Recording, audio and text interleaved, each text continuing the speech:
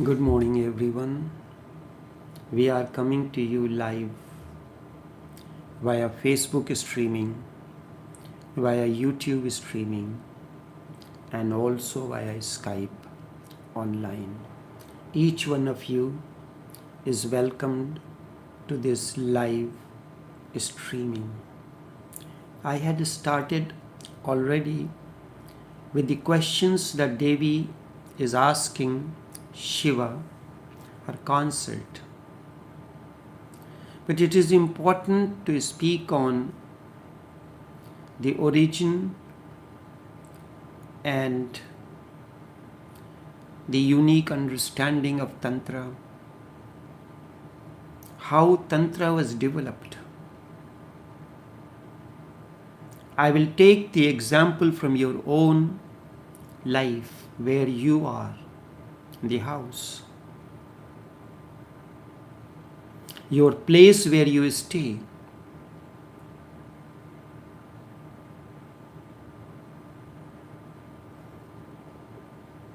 I am speaking of Tantra, that is a science, a technique, a way of life, not that which came back as echo from the western shores, not that which came as the echo from the western shores. Long ago, the entire land was designed as a living organism. Just as human body has so many energy centers, in the same way, your house is a living organism. You can consider it as a dead entity or treat it as a living organism. And that is what the understanding of the ancient kings was. They developed their kingdom as the center of energy. These kings initiated the process of converting their kingdom into a spiritual body. How your house is a spiritual body, a living organism. This is very important to understand. In your house, there are many places, I would call them as energy centers. They get activated when you reach to those places. What is the head or the brain in your house?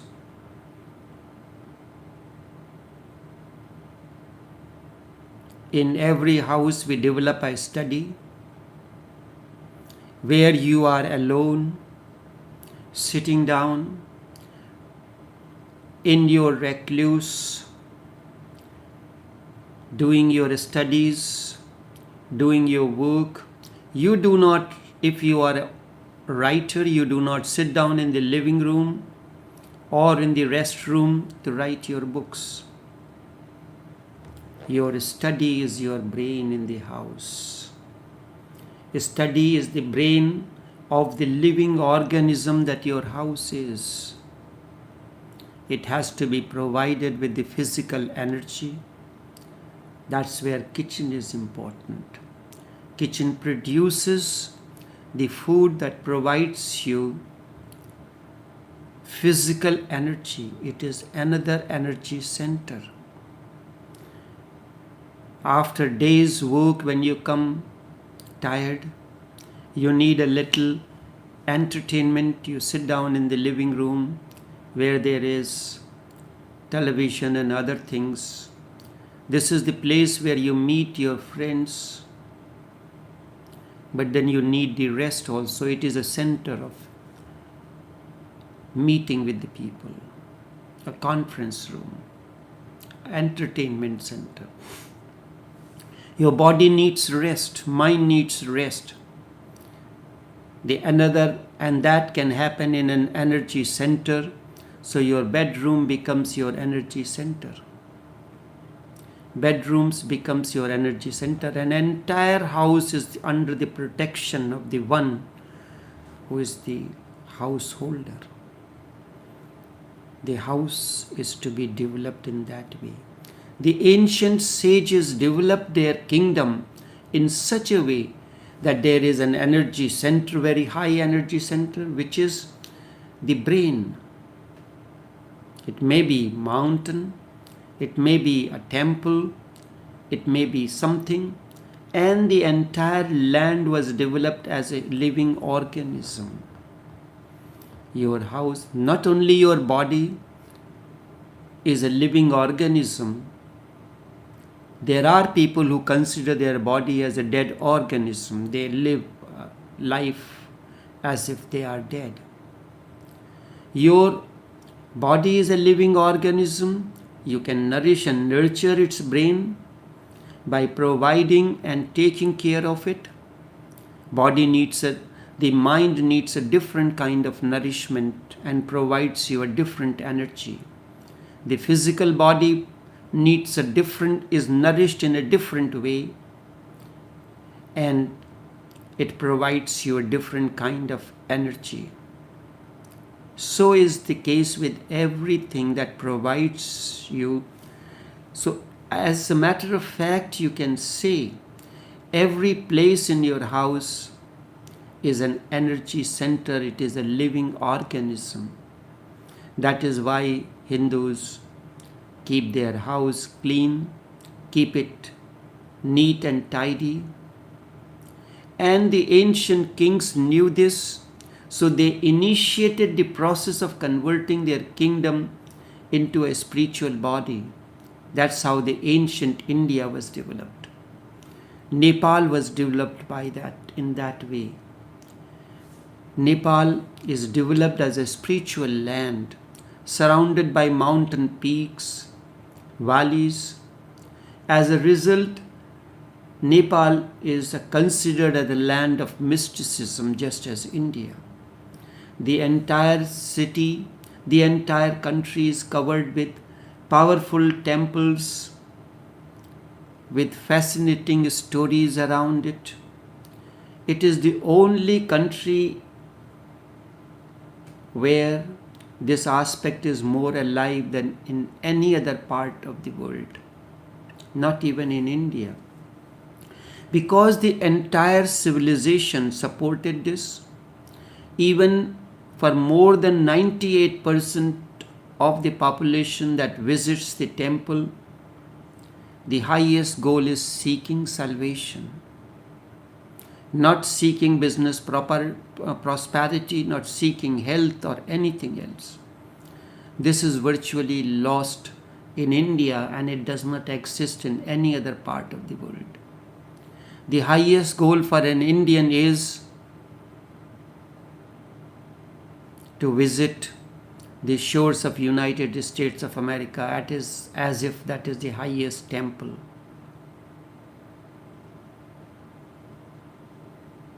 You ask every aspiring Indian, I want to go to NASA.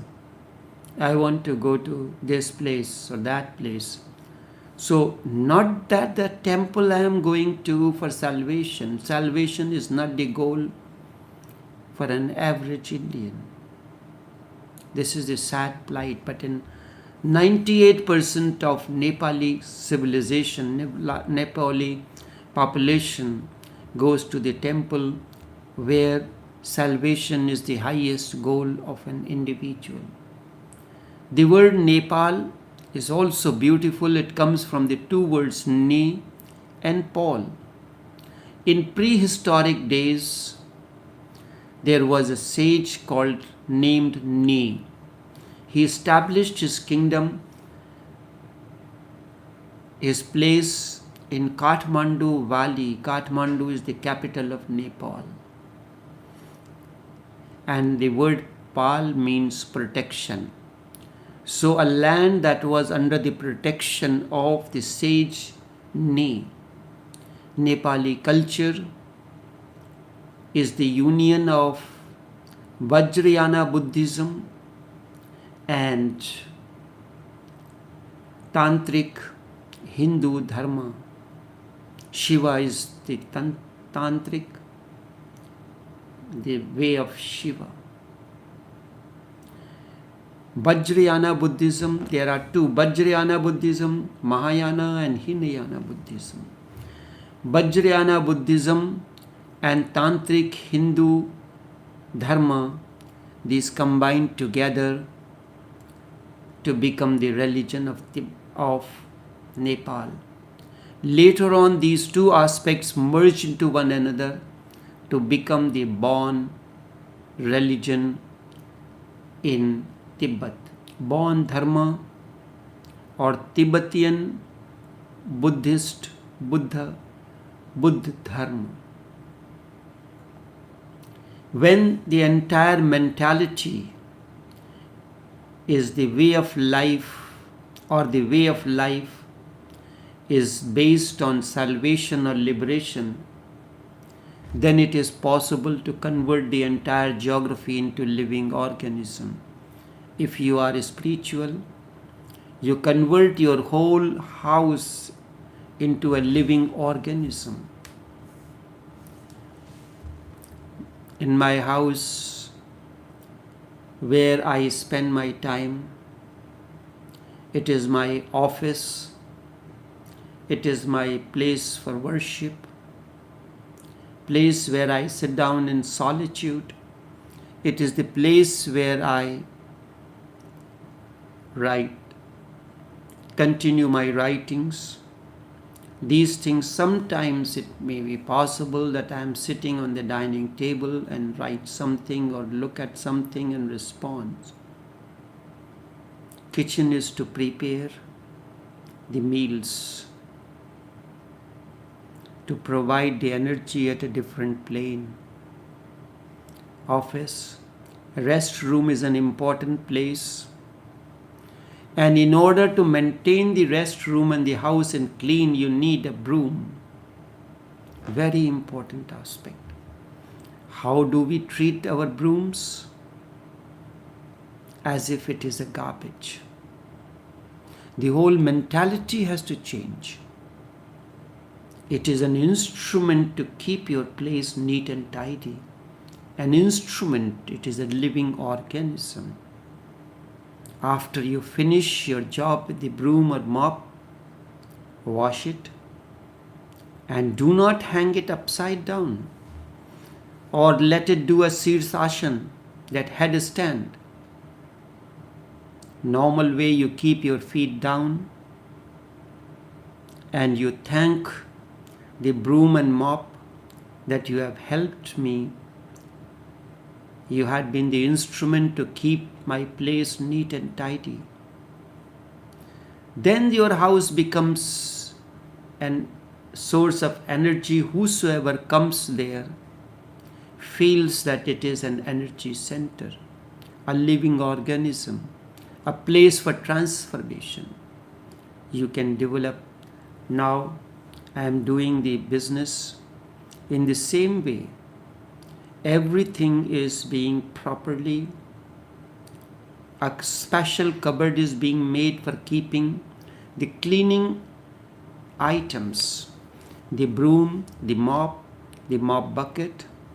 My instructions is, after the place is mopped, the mop bucket needs to be cleaned, put it to be dried so that it can be reused for the next day. Not that it is filled with dirty water. All the other cleaning, the cloth or whatsoever it is, to be washed and placed for drying for the next use. So this is how you develop your place into a living organism. According to that, in ancient times, India was developed. That time Tibet was not a separate country. According to that, Pashupatinath, the temple in Kathmandu outskirts, is considered the mind of Shiva. and then the body expands towards the south and the west. One mind, two bodies. These two bodies symbolize two aspects or basic systems of Tantra. This is the origin. This is the deepest understanding. Tantra originated from Shiva, his mind, his understanding, his austerities. Pashupatinath is considered the mind of Shiva. Body expands into the west and south. Out of these emerged two aspects of Tantra. It is important to understand the difference, the spiritual difference between three things. These two aspects are the right-handed Tantra and the left-handed Tantra. The one that expand part of the body that expanded to the west and to the south, out of these two systems of Tantra emerged the left-handed Tantra and the right-handed Tantra. And Veda is the secret, contains the secret knowledge or awareness. So there are three things. Veda, the left-hand Tantra, the right-hand Tantra. Veda embodies the law of nature. The law of nature, all the principles and dynamics that are required for creation is expressed through the Vedas. The principles and dynamics required for creation is expressed through Vedas. It can be said, Veda is the structure of the existence. The entire structure of the existence emerged out of Vedas, as well as it contains the mechanics through which the existence functions. Firstly, the entire structure emerged from Vedas, and the mechanics through which it works, through which existence functions, is the outcome of this. People who study physics, they can see the beauty within its mathematical precision of Vedas. A Sanskrit equation is like a mathematical equation, mathematical precision. And this mathematical precision sounds like music. Veda fully expresses the majesty of that music. The science of Veda is mechanical side of the coin. Mechanical side of the coin. It is sometimes referred to as the king of the universe. Psychology is the other side of the same coin. Psychology or personified expression, the spirit, the living, breathing soul, and the essence of creation. It is Veda. Tantra has two aspects, the left-handed and the right-handed. Generally speaking, when the word Tantra is used, it is used with reference to the left-handed Tantra. The subtle but the important distinction between the left and the right-hand side is usually ignored. People who speak on Tantra, they speak as the echo coming from the shores of America.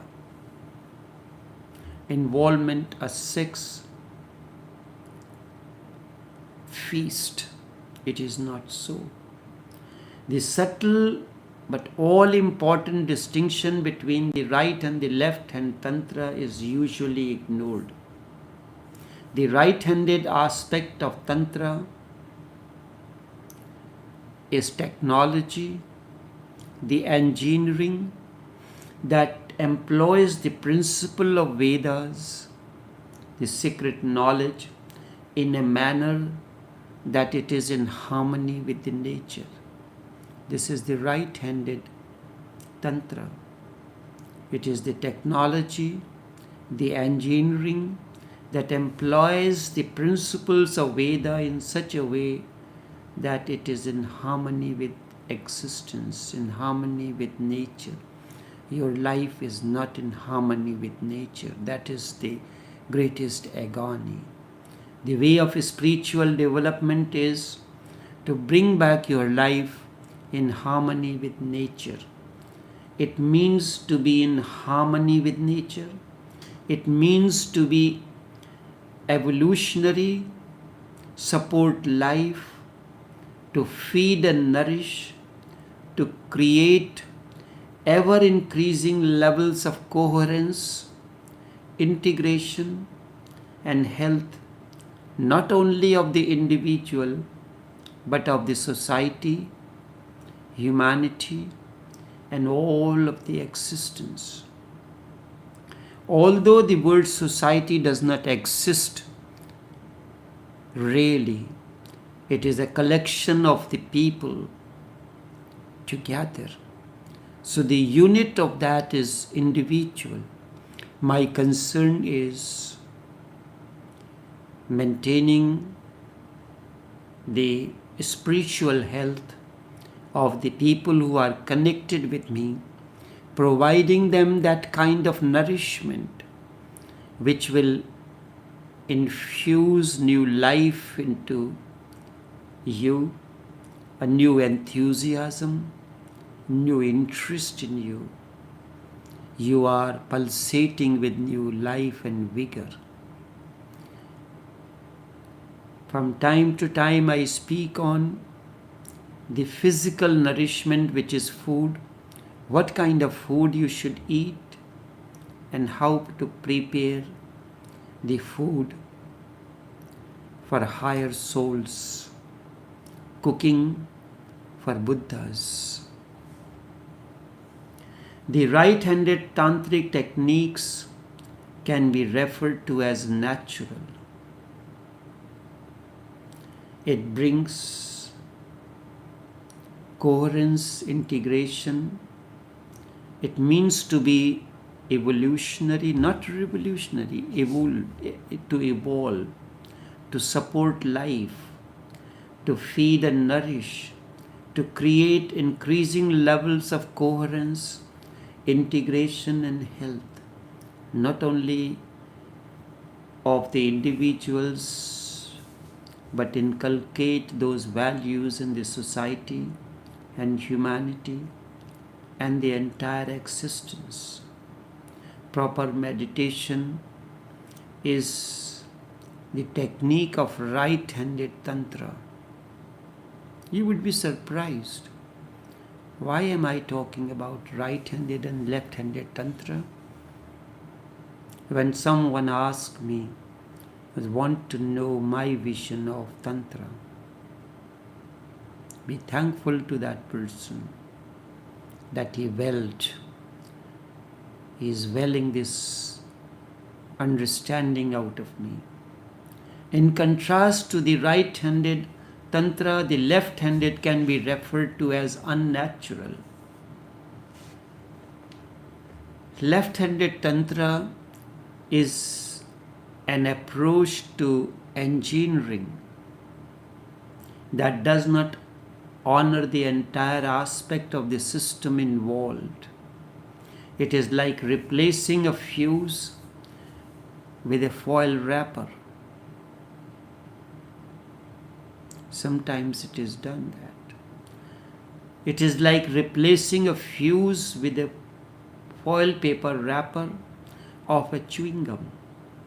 It may get the result, but at a great risk. if left-handed tantric techniques are relied upon, sooner or later it will take its toll. However, left-handed tantra have a great appeal to humanity. They are quick fix and can create flashy, immediate results. For this reason, they are very popular. Many of tantric techniques that spiritual teachers use in India are the outcome of the left-handed tantra. Similarly, there are a number of energy healing techniques which are important that are left-handed tantra, that emerges out of left-handed tantra. These techniques know how to manipulate energy of the individual or the existence. It is like a hot wiring a car or putting a virus into a computer. They are not in harmony with nature. The subroutine may feed itself, but it is harmful for the operation of the computer as a whole. In the West, Tantra is sometimes thought of a set of sexual techniques. Those techniques would almost always be classified as a small form of left-handed Tantra. The sexual techniques are always classified as a small part of left-handed Tantra, not the right-handed. They are usually used as a means of forcing or manipulating the subtle energies of the body. That the aspect that attracts you the most about Tantra comes from the left-handed Tantra. It relates to a very small portion of left-handed Tantra as sexual techniques. They are meant to manipulate the subtle energies of the body. In Eastern, the Eastern term for the subtle energies of the body is termed as Kundalini. More often than not, Kundalini yoga techniques slip into the hands of left-handed Tantra. It is important to realize that Kundalini is life force. It shows how the energy naturally channels through parasympathetic, metasympathetic nerve system and the space between the two. Your spinal cord have two nerves on either side, the sun nerve and the moon nerve, known as Ida and Pingala. And in between there is a very thin nerve known as Sushumna. And these three form the part of spinal cord supported by the bones, cartilage and other things. Energy need to be flowing through these, and Kundalini is concerned with the flow of this energy in the right way. So it is not a left-handed Tantra. However, most of techniques used in India and the West to affect the Kundalini form the part of the left-handed Tantra. In reality, it is not so. The three things I mentioned, Vedas, the right-handed Tantra, and the left-handed Tantra. Veda contains within itself all the knowledge, understanding, and awareness about life. It therefore accounts for the knowledge, the existence, and the techniques of the left and the left-handed Tantra. It does not bury its head in the sand, but holds all knowledge for the light of the day. It is for common people to justify left-hand Tantra by pointing out it is Vedas. Remember, all that is in Veda can be good, bad, healthy, unhealthy, revolutionary, destructive. Just because you are hot wiring a car does not mean that you are transcending the law of physics. It is simply that you are applying techniques in an unwise manner.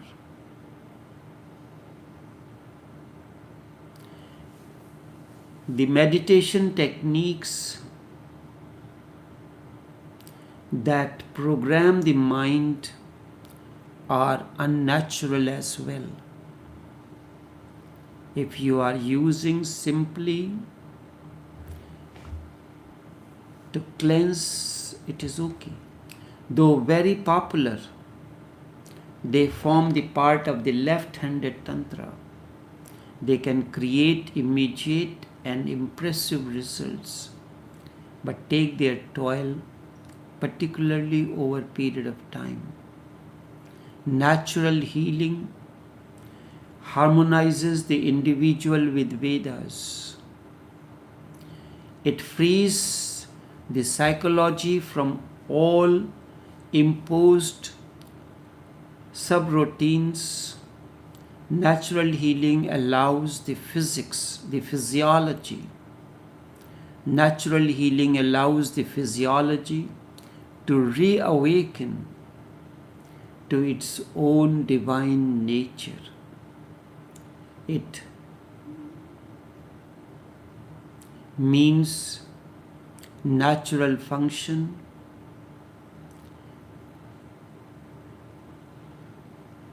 We define normal,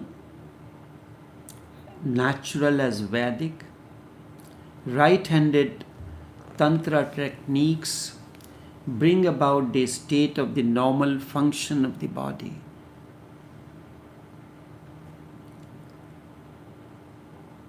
When you are traveling along the spiritual path, it is important to keep all this in mind. Never be distracted. Cultivate discernment. It is not enough to understand the difference between the right-handed and the left-handed Tantra.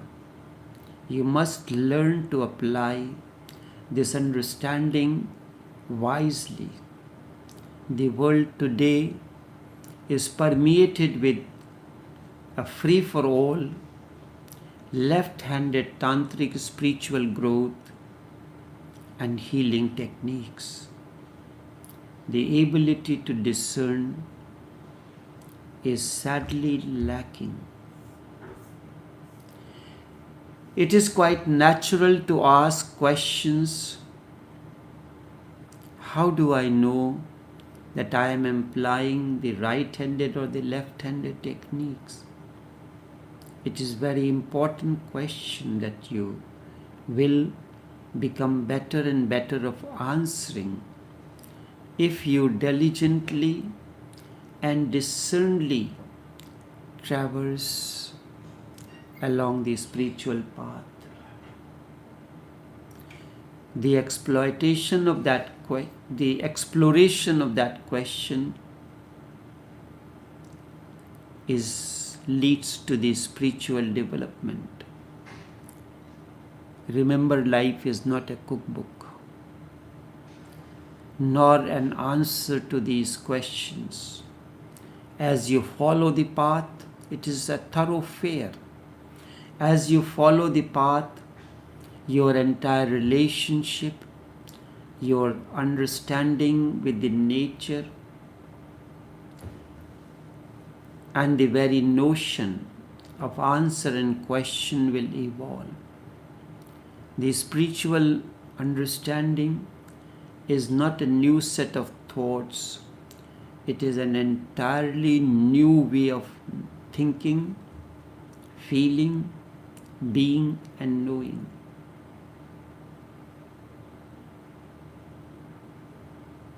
The present day time, which is considered as Kali Yuga or the Dark Age,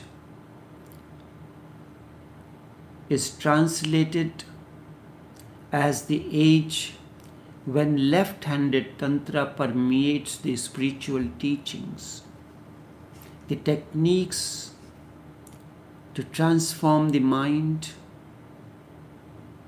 It is the age when people are attracted to left-handed Tantra as magic tricks, emotional indulgences, or drama all in the name of God. Just like hot wiring a car, this gives you short-term beneficial results. To see the long-term beneficial results, you need go no further than evening news. My purpose is to help humanity and each one of you out of the clutches of the present day time and take you beyond for a better life and understanding. Together we can achieve this. As humanity lives in harmony with nature, everything begins to improve. Disease, pollution, international conflicts, terrorism, and famine will naturally fade away. You have to begin the journey with you. Whatsoever you do, you are doing with this understanding, being in harmony with the existence. So let me assure you of this place, it is the case. According to the Western esotericism, the left and the right-handed Tantra refers to dichotomy between two opposite approaches of magic. This terminology is used in various groups involved in occult and ceremonial magic. In some definitions, left-handed Tantra refers to malicious black magic or black shamanism, while the right-handed techniques refer to benevolent white magic. There are occultists who have openly criticized this definition, but as I said, in the Western esotericism, this is the definition of the left and the right-handed Tantra. In more recent definitions, which base themselves on the term origins in Indian Tantra, the right-handed path, or popularly known as RHP, is seen as the definition for those magical groups that follow especially ethical codes and adopt social conventions.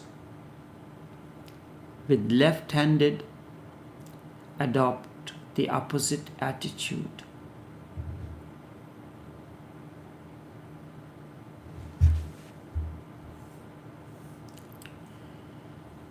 There is another distinguishing characteristic that separates the two is based upon the aim of the practitioner.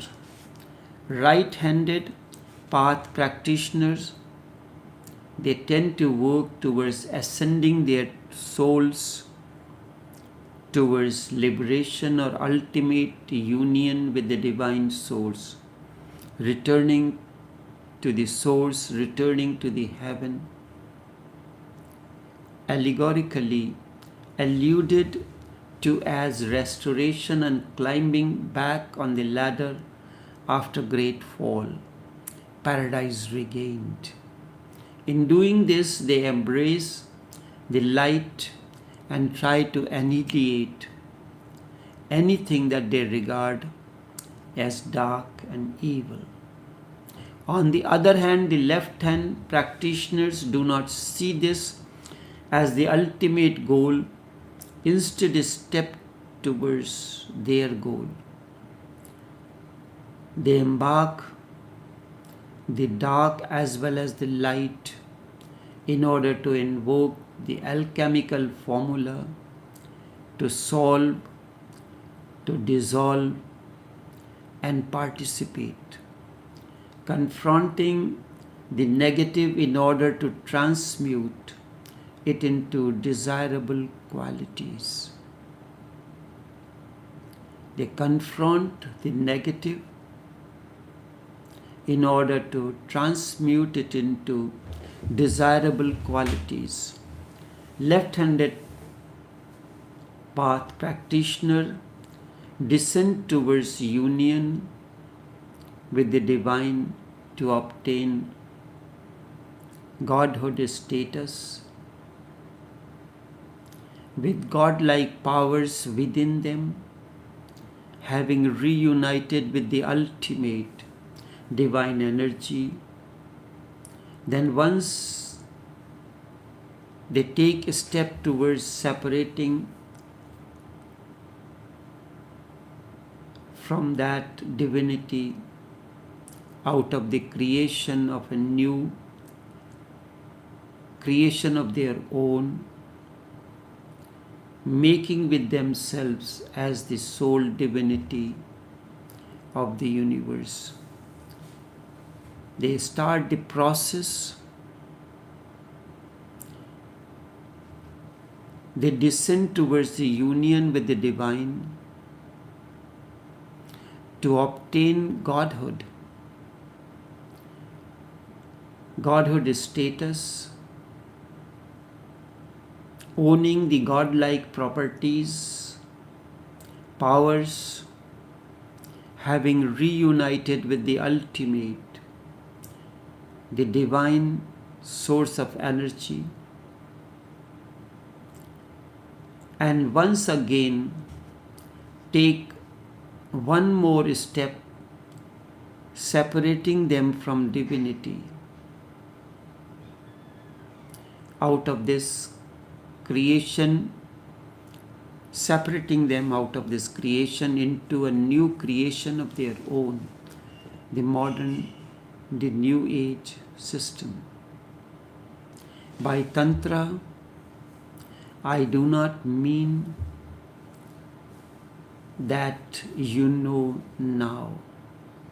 Tantra does not mean unrestricted sex urge or involvement. Present day meaning of the word Tantra is filled with so many imaginations. Remember, your current Tantra understanding emerges as echo from American shores. Even if you visit a bookstore in India, you will find the most of the books authored by American writers. I am not talking of this Tantra. Tantra means the way, the technique, the understanding which emerged out of Shiva, a breathing techniques to bring about transformation in you. Tantra is the technique to remodel your life, the way of thinking and thus understanding. Maybe Tantra, maybe you would have observed an Indian art form wherein a yogi or a woman is depicted walking, holding her cut off hand in her hands. This artistry is to let you know that Tantra is the way understand human life as a living organism. Tantra is the understanding, the living mechanism so profoundly that you can separate parts and rejoin them once again. I speak of Tantra. I want you to understand this is the way. With this understanding, they created the two bodies that I have told you in the beginning.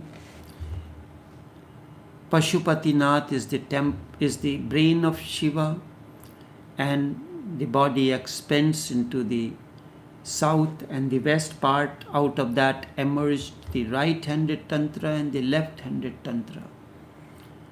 Mind is in Pashupatinath. 1,000 Petals Center is in another temple place called Kalpanath in Tibet. That which is beyond 1,000 petals is Muktinath, another temple in Nepal. These are the three places in Nepal. Pashupatinath, the brain; Kalpanath, the 1,000 petal center; and that which is beyond the 1,000 petal center is Muktinath, salvation. These three places exist in Nepal. And that which is beyond all these three is the mountain Kailash, which is the abode of Shiva. Pashupatinath Temple is famous and sacred Hindu temple complex which is located on the banks of Bhagwati river, approximately 5 kilometers northeast of Kathmandu, in the eastern part of the valley, and it is the capital of Nepal. It serves as the seat for Pashupatinath, and it's an UNESCO heritage. Muktinath Temple is also sacred to Hindus and Buddhists alike. It is located in Muktinath Valley at the foot of Thorongla mountain pass in Mustang. It is one of the highest temples, about 3,800 meter height.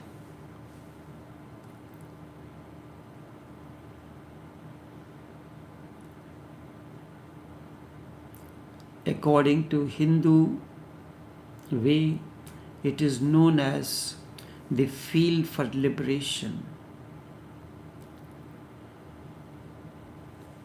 I will not go into the details of it. Buddhists call this as the hundred waters. For Tibetan Buddhist, Muktinath is an important aspect of Dakini goddess. They understand the mukti, the liberation, to be the manifestation of Buddhist master Avalokiteshvara, who embodies the compassion of Buddha. This is an important prelude to our main course of Vigyan Bhairav Tantra.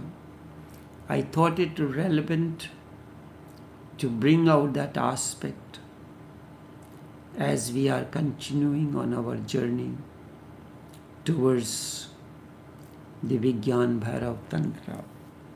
Until then, take care and do have a pleasant day.